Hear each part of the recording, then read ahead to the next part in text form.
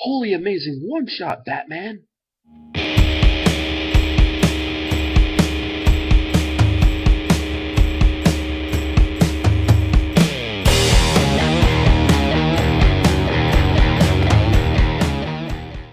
Hey everybody, Punisher88 here, coming to you live once again with another weekend review. And before I get to the actual review and everything, there's a couple things I wanted to mention. First off, I wanted to thank Vintomania for the shout out in your Batman death in the family video, and I wanted to say, don't worry. I don't mind if you incorporate part of my opening in your opening. I really don't mind. Don't worry, I'm not gonna freak out on you or anything. So it's cool. And second, I forgot to do this in the actual video. In the haul video that I just posted not too long ago, or recorded actually not too long ago,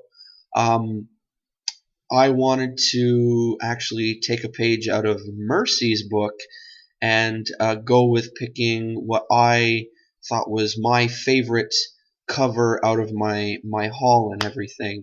So Mercy, I hope you don't mind for me doing this. So hands down, my favorite cover out of my whole haul has to be the Batman'66 the number one shot. It's just amazing. So again, Mercy, hope you don't mind that I did that, and I hope you don't mind if I sort of incorporate that in my hauls or whatever. So just wanted to clear that up first. All right, so yeah. For those of you who watch my reviews, first of all, thank you. You guys know that whenever I do a review, I like to start with the cover first. So even though I just technically showed you it, let's take a look at it, shall we? So, oh yeah, hands down, love this cover with a passion. Two-Face, as I've mentioned in a couple of my videos, is my favorite, whatever you want to call it, Batman, rogue, or DC villain, whatever. He is my favorite. I'm not hating on the big group of the Joker or Penguin or Catwoman, Riddlers, any of them, but Two-Face is my number one favorite. Mr. Freeze comes in at a close second, but overall, Two-Face. And this cover, man, the artwork is top-notch, amazing. And I love how the background of this place that he's sitting in even represents him.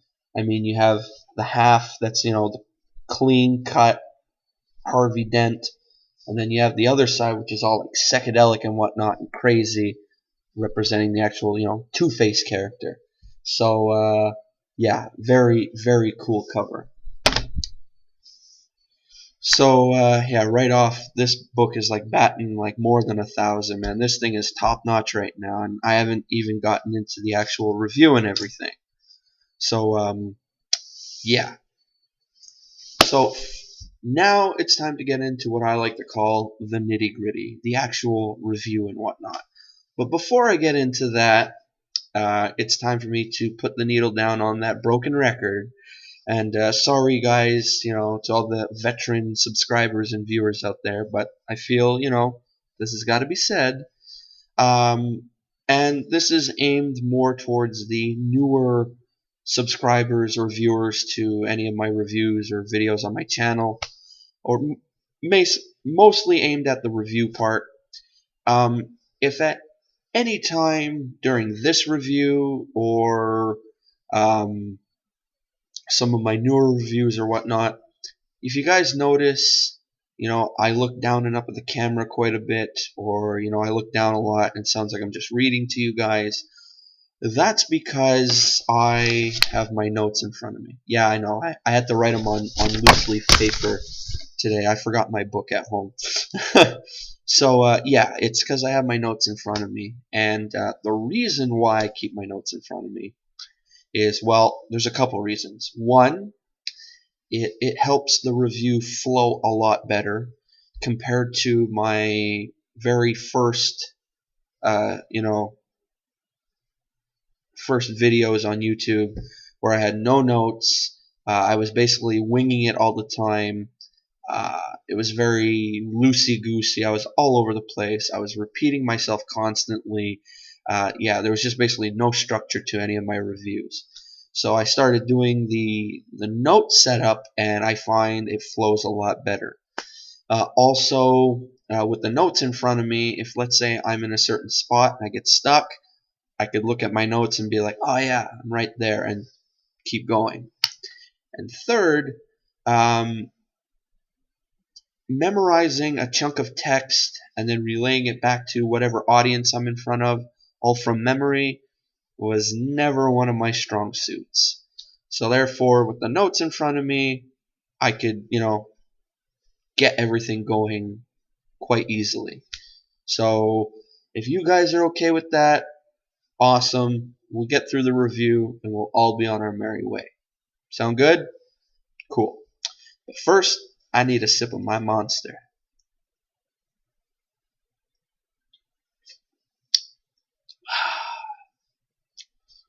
So good, yet so bad for you. What are you gonna do? Alrighty, so I wanted to start off by saying there are a number of great reasons to read this Batman'66 one shot. So actually, before I get into the whole thing, I want to mention for the review, I'm going to give you the good, I'm going to give you the bad, and then I'm going to give you my overall thought, or the verdict, if you want to call it. So first off, the good. First, I wanted to just mention Harlan Ellison. Don't know that name? Or don't know who he is? Okay, well, that one's for the older cats out there, or any big-time Star Trek fans, namely fans of the whole Captain Kirk era of Star Trek. Harlan Ellison is known for writing The City on the Edge of Forever, which is considered one of the greatest episodes of the original Star Trek series, next to the Tribble episode in my book. Ellison brings one of Batman's greatest rogues to live action. The Batman TV series was nominated for an Emmy in the sitcom category back in the day, and it was played straight, tongue-in-cheek, straight-up camp. Excuse me. The series was also a pretty close reflection of the comics from the 50s and 60s, and characters like Two-Face and the Scarecrow would have lent some, I find, intense suspense and drama to the series, and it's conceivable to believe that the rogues were pretty much softened for prime time, which is why a character like Two-Face never really made it to the small screen. This story has it all. The adaptation is done by, or I should say the writing is done by the talented Len Wein. I think that's how you say it, Wein. I've heard people call him Wein, Wine, whatever. I'm saying Wein. The pencils or artwork are done by the talented Jose Luis Garcia Lopez. Again, that artwork on the cover, man. The guy's a genius. The inks and everything are done by Joe Prado. Colors are done by Alex Sinclair, and the lettering is done by Wes Abbott. And in a matter of speaking, you're getting your sorry, you're getting your price money. You're getting your money's worth. That's what I'm trying to say. Just from that team right there. I find no need to dwell on. I mean, what a shame that this story was never adapted to live action. But hey, at least we could read about it. It is a fantastic story, and it's set in the formula of the Batman series. It's that same structure. It's Two-Face makes his appearance. Commissioner Gordon and Chief O'Hara call Batman. The dynamic duo consult the Bat computer, so on and so forth. It's just like the old TV show, which I love. And I mean, as campy as it is, and how often you could watch an episode and point out, well, why did they do that, or why the heck are they doing that for? Does he really have a bat? Question mark, question mark. Stuff like that. I still love the original TV show.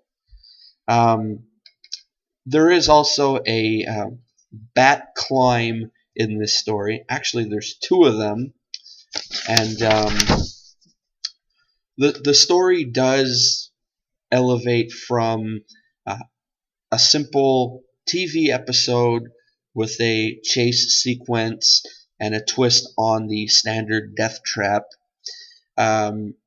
Ellison's story captures Harvey Dent's, twisted obsession with luck, fate, and justice, and it's easy to see this story as more of a sequel to the Batman film than as a cliffhanger episode.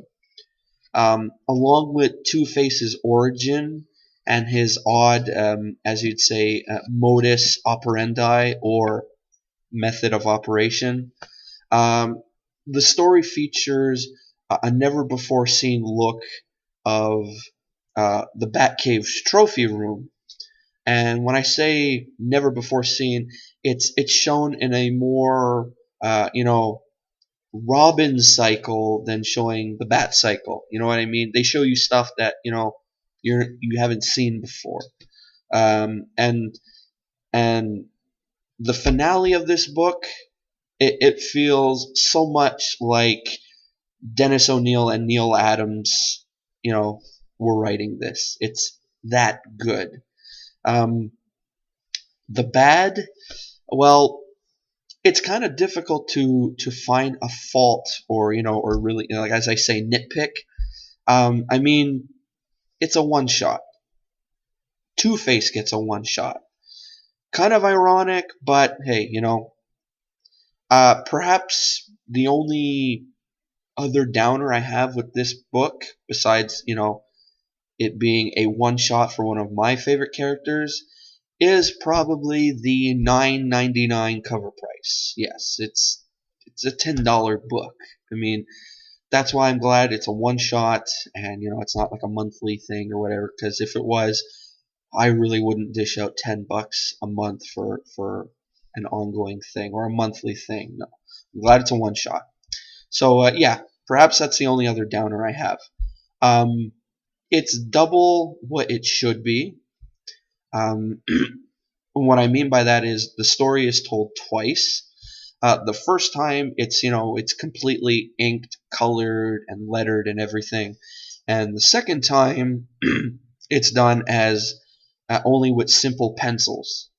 There are a few pages in here about character design and whatnot, and then Ellison's original pitch for the episode. And including Garcia Lopez basic pencils and whatnot, I find seems a bit unnecessary, but that's just me. Really, it's like flipping through a silent film, like silent film stills, pretty much. It seems like double dipping, if you could call it that.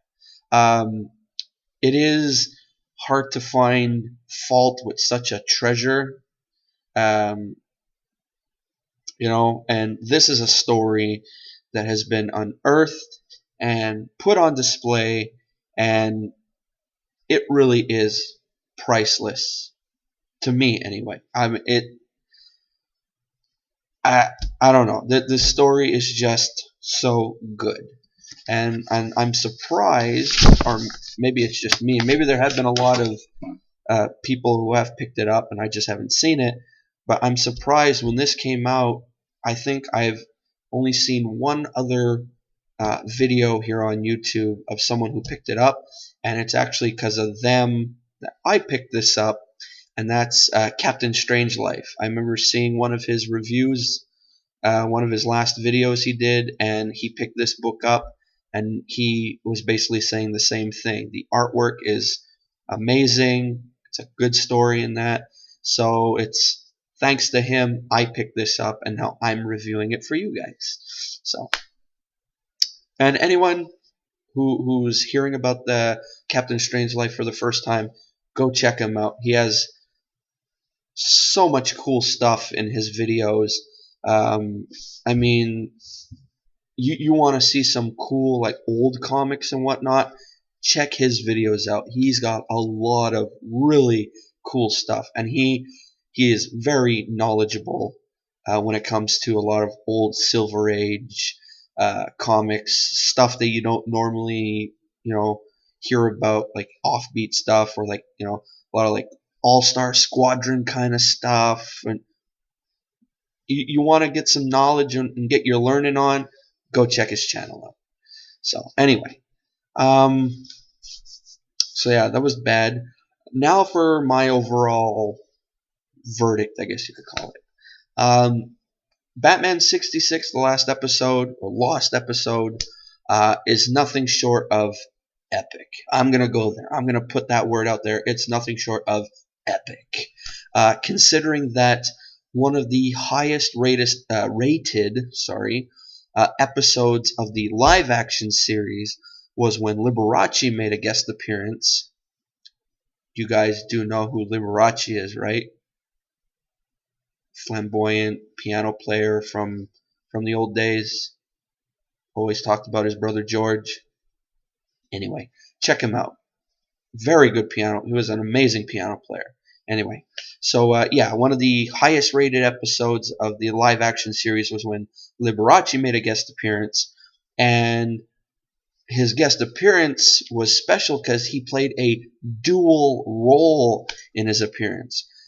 He appeared as both a smooth talking charmer, and he appeared as a rogue as well. So he played a good guy and a bad guy, which is pretty cool, and at times can be tough to pull off. But I mean, this was the original Batman TV show, so yeah, I'm not gonna say too much. Anyway, so yeah, so Liberace and everything. So take a sec to really let that set in, and then consider how groundbreaking it would have been if someone would have played Harvey Dent / Two-Face. Had producers taken that kind of risk, it is conceivable. Man, I can't talk tonight. Jeez. It is conceivable that they would have been willing and able. They would have been willing and able to, go forward with that. So who knows? Anything is possible, pretty much. The show might have gone on for a 4th season, and the show might not have become a victim of its own success, pretty much. There might have been more rogues lifted from the comic pages, so it's a shame we didn't get to see that in the show, but hey, what was put out is still priceless to me. And as Adam West might say, the mind simply boggles. I'm not going to try and impersonate him because I'm just going to end up botching it, and I really don't want to botch Adam West. I mean, come on, he's Adam West. You don't botch someone like that. So, The Two-Way Crimes of Two-Face is a brilliantly conceived and rendered story that shouldn't be missed. It earns, to me anyway, 4 out of 5 stars for packing a firm bam, sack, pow. I had to put that in there without being too corny above everything else.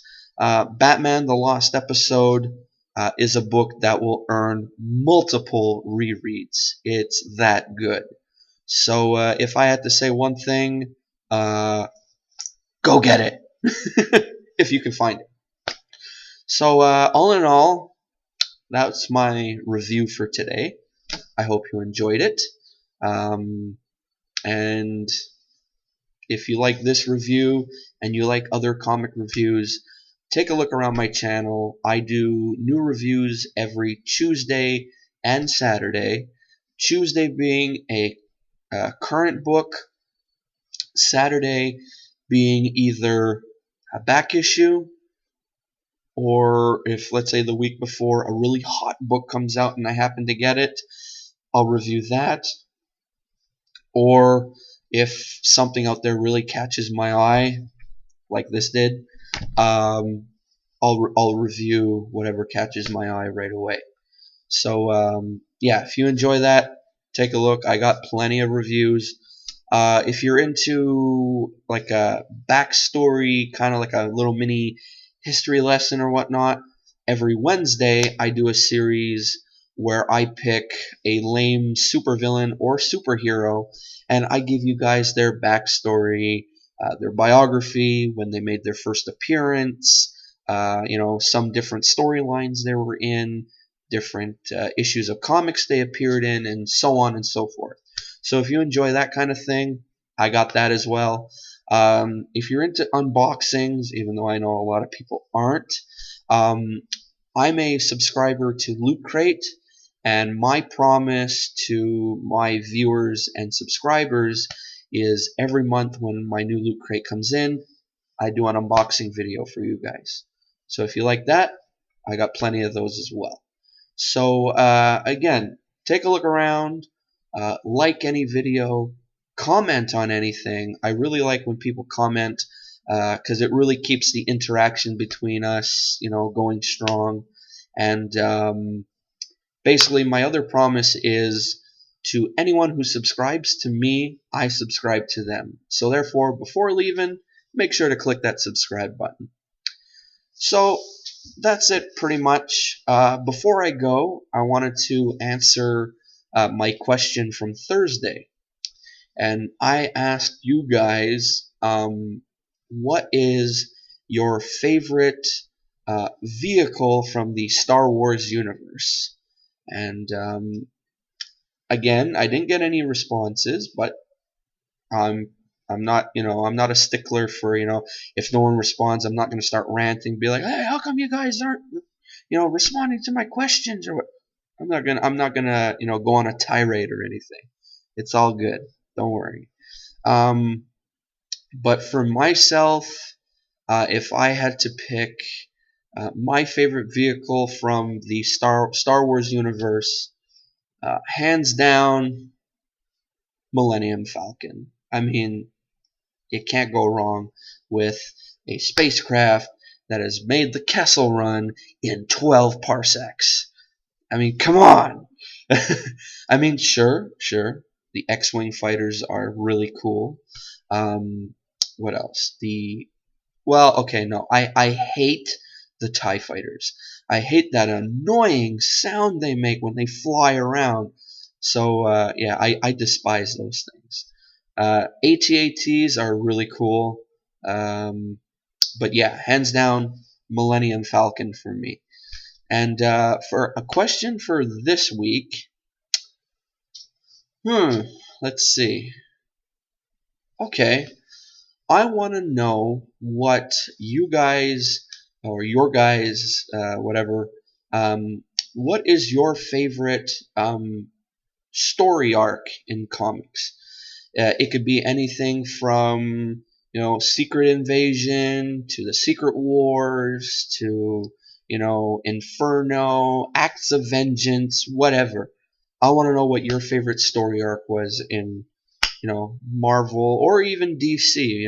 If you pick Blackest Night, Brightest Day, whatever. Leave me a comment below and let me know. And on Thursday, I'll let you guys know what my favorite story arc is. Alrighty? So that's it for now. I hope you guys stuck around as long as I've made this video go on. And if you stuck around right to the end, you guys are awesome. You are the troopers out there. So that's it for now. I hope you guys have a great weekend. I hope you guys get a lot of cool geeky goodies and whatnot. And I'll see you guys on Wednesday. Alrighty? So till then, this is Punisher88 signing off. See ya!